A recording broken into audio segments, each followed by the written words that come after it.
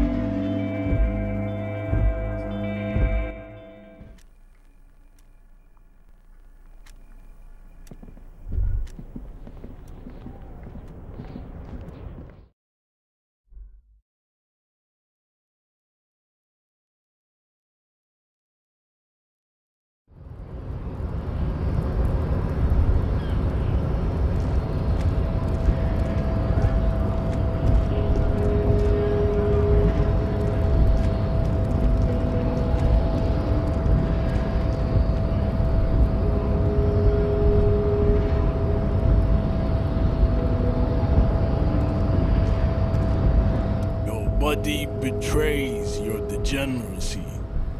Yeah, Measurehead. His body totally betrays his degeneracy.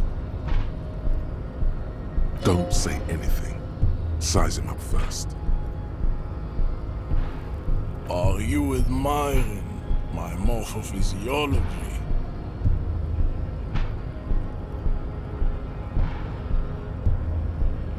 It must be frightening to stand in the shadow of this racial pinnacle. Be calm, Sandwich. You are not in danger because you are not a threat to me.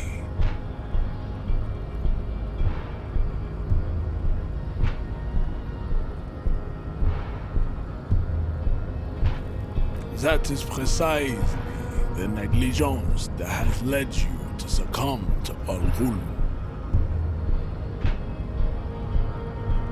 You reek of it. An invisible sword of Al-Ghul emerges from your throat. You cannot see it, but others can. It is making the woman in my company sick.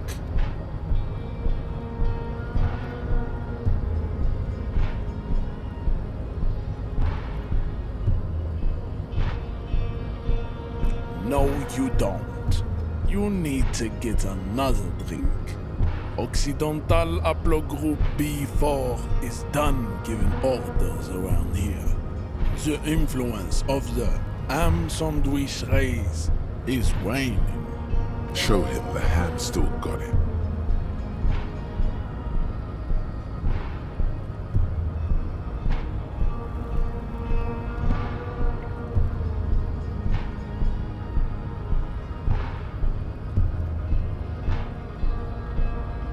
Begging for help, attempting to pass fear for cooperation.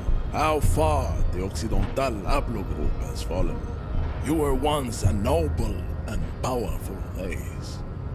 You gave the world eugenics, electricity, and powerful weapons of war like missiles and aerostatic aircraft. You made great gains in metallurgy, race theory, and statecraft.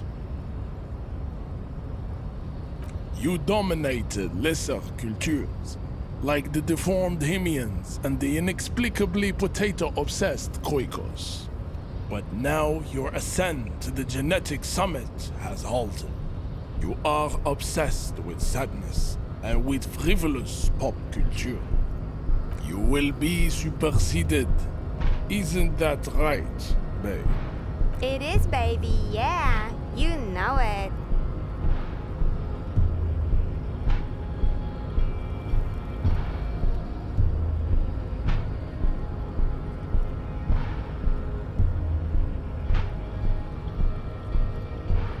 Enough with this begging. You should leave the stage of history with dignity by inviting the other races to a great world war. Bring your troops to the Simenine Islands and to Boogie Street, and we will pulverize you. When you are gone, we will build a museum for you. The walls will be lined with bottles of Al Ghul, your beloved beverage. Inside, we will store the odes to homosexuality you call art, and your microcephalic skulls.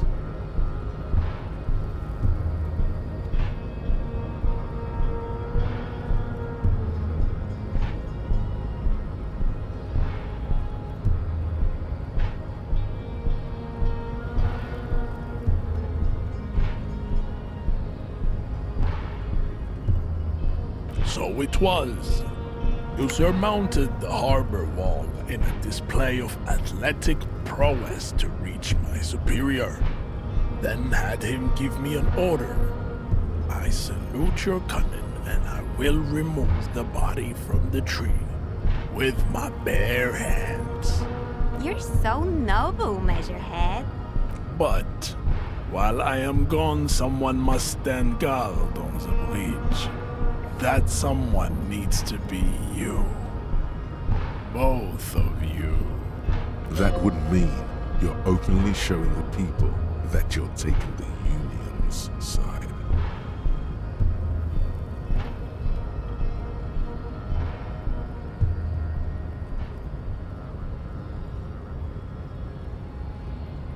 This is the uncomfortable result of not taking it down ourselves. I can live with a compromise. Listen to your little friend. He is wise in his childlike way. His mysterious race may yet prove fierce competition to my heroic haplogroup. Babe, see that they stay here the whole time.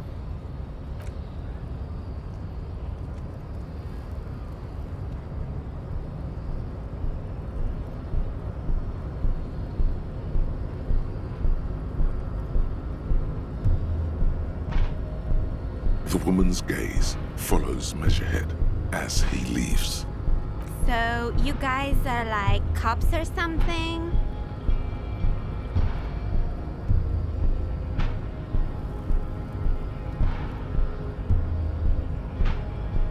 Cool, I like men with guns and power. I'm Katya, by the way.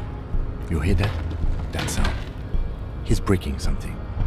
Yeah, Jean-Luc must be really tearing it up over there. I wish I could see it.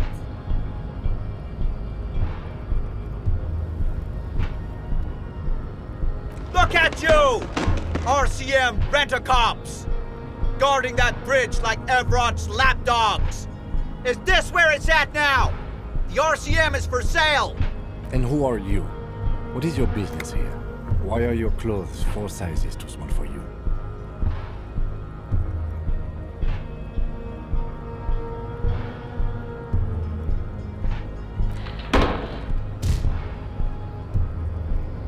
A shrill laughter interrupts you, echoing across Martinez. It's Kuno.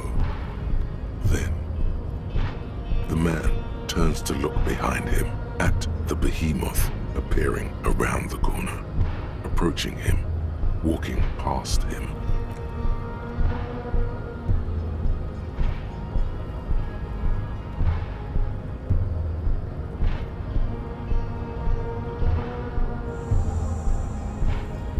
The corpse has been removed from the tree. Stand down and congratulate yourself. You have sided with Ray's victory today. Farewell, ham sandwich. You are a Union man from now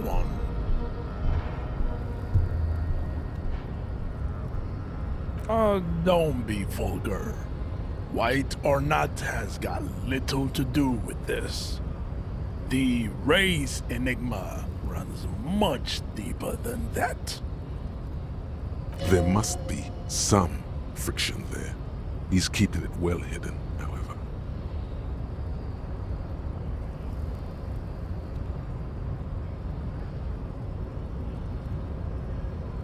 Mr. Clare is a man of vision and means.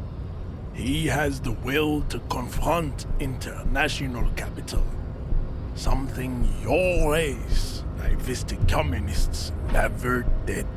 Also, to serve is noble. It takes discipline. Your petulant individualism has only contributed to your race failure. It is lax and moronic.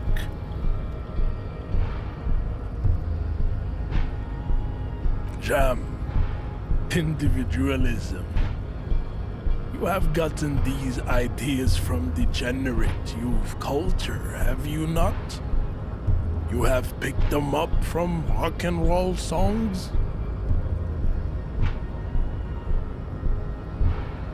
Offshoots of the Seminoles people invented disco while having sex under the influence of cocaine. It is a shame upon my race.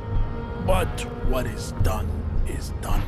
I am not surprised you enjoy it so much. This has happened to many of the side products of the inevitable cultural victory of the Seminoles race. Measurehead stoically looks to the distance, in silence.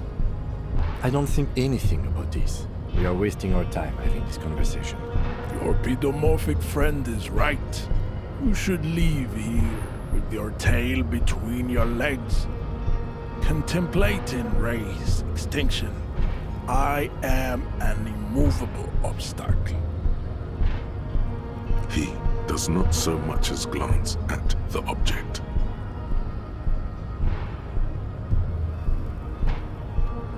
Stop showing me your pathetic cup. I have no interest in it. Racists are generally not very good examples of their race.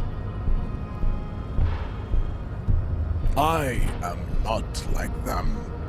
I am craniometric perfection.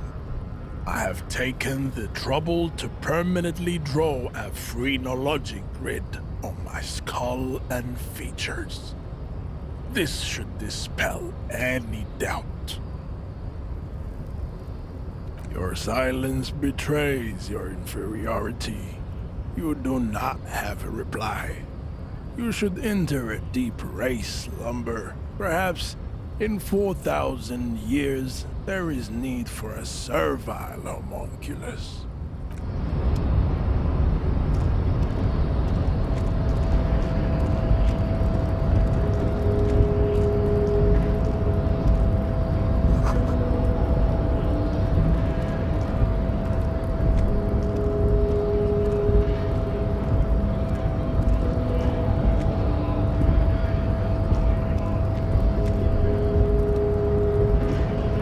Scab?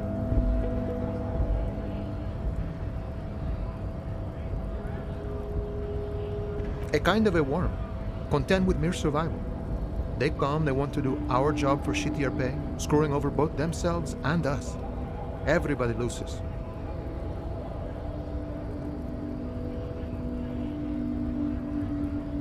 Beats me. Somewhere in the ground, I think. Gotta be bloody stupid or freaking evil to Scab. Or I guess scared, maybe. But scared of what? Of who?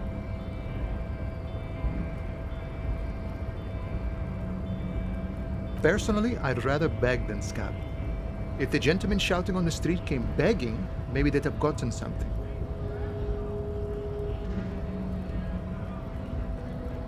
We've explained the matters, but they don't listen. This lot would be reasonable and go home if the big guy wasn't riling them up all the time.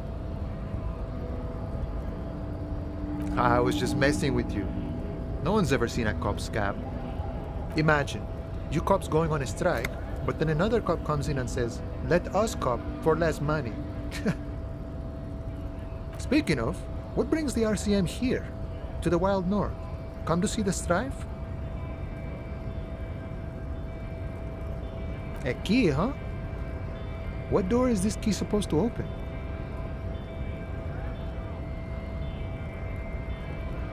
Oh, say no more. I got you. I got that key right here. And let me tell you, it's mighty good of you to help us out during the strike. Working class solidarity, as they say.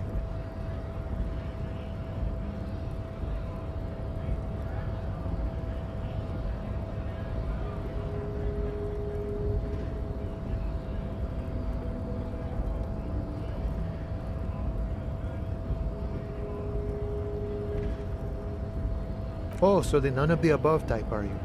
I get it. I like to keep my distance too. But it doesn't matter. It's a good thing you're doing. Thanks.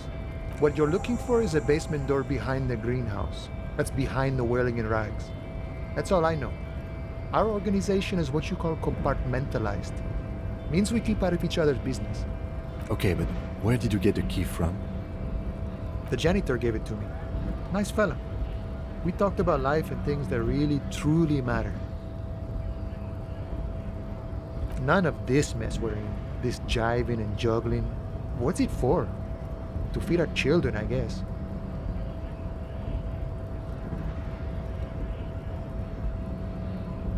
I'm more of a philosophical dock worker. I like to talk about the big picture stuff. Who I am, who you are, what we are fighting for. Who he is and what they're fighting for? This is interesting.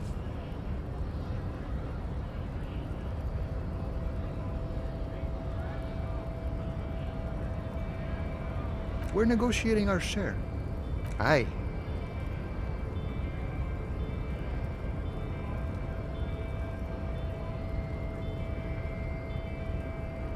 The man whispers a jaunty tune.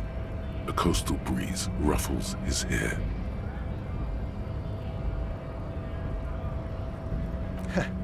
The little boy had it good on his promise. To get me into trouble. To sick the pigs on me, pardon the choice of words, not mine. What happened? I was asked to look into that armor situation. Official union probe, you know. Track it down, see who took it. Did you? At first I thought, why not? Maybe the pieces can feed the strike. Buy us a few more days under the sun, you know? So I went to this boy. He said he'll make me his prison bitch. He's got eyes everywhere, the cops in his pocket, and he's the king of Jamrock. Serves me right for doing menial footwork. I dropped that probe right then and there, and it still got me into trouble. One bad move is all it takes.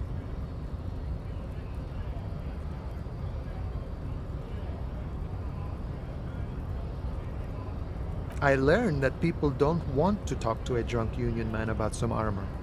What else? Not much. Technical stuff mostly. That was the interesting part. I did some research into this armadura. Let's say I have friends at the library. I didn't get into the material science, just how it comes off. How does it come off? In parts. 4 in total. The helmet was the first to go. The kid says he tore it off and kicked it into the sea. I believe him. The boots were still on the guy last I saw. Too hard to remove. So, as I count, there are 2 parts missing. The gauntlets and the cuirass. This is where I left off. Too much hassle. More like a job for some militia.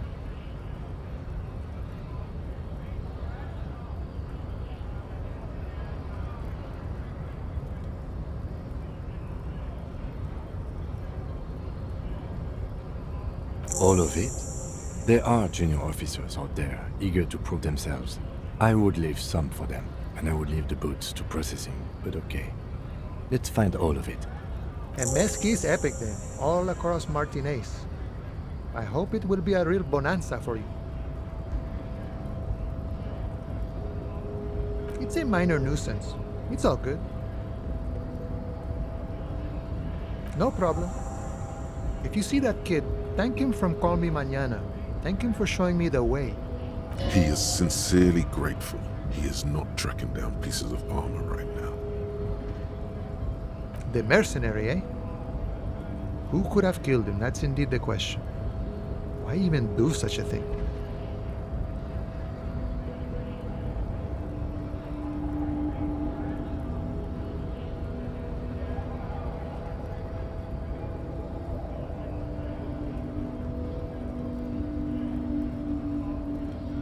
What a thought! Why would noble workers resort to such a thing? Unless they were pushed, of course. Your dead guy was an enemy combatant. He was an agent of the opposition, attempting to undermine our honorable efforts. I ain't the murdering type, but that's just me. Large organizations like our union have all sorts of men, with all sorts of skills. Understood. This has been of limited use. Still, thank you. No problem. I wish the best to you in your search. Sure, I'm glad it's not my search.